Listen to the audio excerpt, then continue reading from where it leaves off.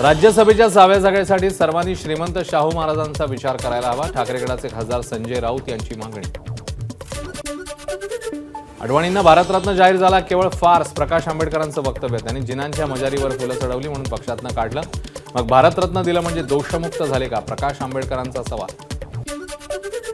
उपमुख्यमंत्री अजित पवार सोलापूर दौऱ्यावर. अनेक पदाधिकाऱ्यांचा अजित पवार गटात प्रवेश. कार्यकर्त्यांनी एकमेकांना सोबत घेऊन काम करावं, अजित पवारांचा सल्ला.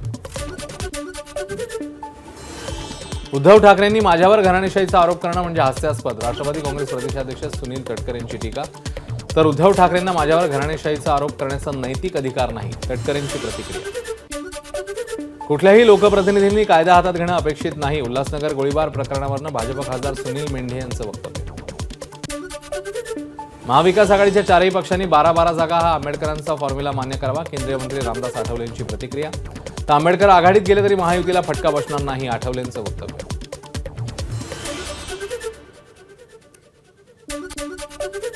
आमदार म्हणून काम करणाऱ्या लोकप्रतिनिधींनी संयम बाळगणं आवश्यक, मंत्री शंभूराज देसाईंचं वक्तव्य. तर भाजप आणि शिवसेनेत कोणताही तणाव नाही. एका आमदाराने अशा प्रकारची चूक केली त्याचा महायुतीवर कोणताही प्रभाव पडणार नाही, देसाईंची प्रतिक्रिया. राज्य सरकार म्हणजे गोळीबार करणाऱ्या गुंडांचं सरकार. ठाकरे गटाचे खासदार विनायक राऊत यांची सरकारवर टीका. मुख्यमंत्री आणि उपमुख्यमंत्र्यांनी राजीनामा द्यावा, राऊतांची मागणी. भारत सरकारच्या राष्ट्रीय सहकारी विकास महामंडळाच्या जनरल काउन्सिलच्या सदस्यपदी भाजप नेते हर्षवर्धन पाटील यांची निवड. केंद्रीय सहकार मंत्रालयाची अधिसूचना जारी. कोल्हापुरात शिवसेना शिंदे गटाचं 16 आणि 17 फेब्रुवारीला अधिवेशन. मनोज जरांगेंच्या मुंबईतल्या आंदोलनामुळे कोल्हापुरातलं अधिवेशन पुढे ढकलण्यात आलं. राज्यामध्ये आज नव्या 35 कोरोना रुग्णांची नोंद. 16 रुग्ण बरे. ऍक्टिव्ह रुग्णसंख्या 240. National highways logistic management limited आणि सार्वजनिक बांधकाम विभाग यांच्यात सामंजस्य करार. या प्रस्तावित रोपवेमुळे पर्यटकांना महाराष्ट्रातील प्राचीन मंदिरं, ऐतिहासिक स्थळं, निसर्गरम्य ठिकाणी जाणं अधिक सोयीचं होणार. पुण्यामध्ये प्रताप पवार लिखित अनुभव आले या पुस्तकाचा प्रकाशन सोहळा. शरद पवारांच्या हस्ते पुस्तकाचं प्रकाशन. पिंपरी चिंचवडमध्ये शाळकरी विद्यार्थ्यांचा राडा. एका विद्यार्थ्यावर चाकूने हल्ला.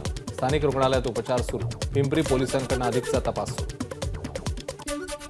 अहमदनगरच्या श्रीगोंदा तालुक्यातील युवा शेतकऱ्याची धारदार शस्त्राने हत्या. या प्रकरणी पत्नीने हत्येची सुपारी दिल्याची माहिती समोर. श्रीगोंदा पोलिसांकडून 6 आरोपींना अटक.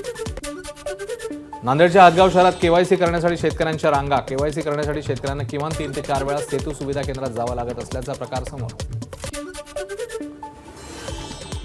अकोल्यातील सहाय्यक पोलीस निरीक्षक मनोज लांडगे निलंबित. शासकीय सेवेत गैरवर्तणूक केल्याचा आरोप.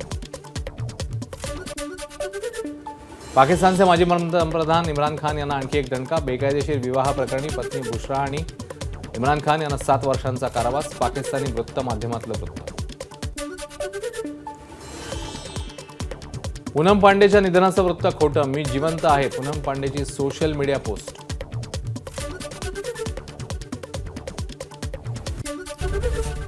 एबीपी माझा, उघडा डोळे बघा नीट.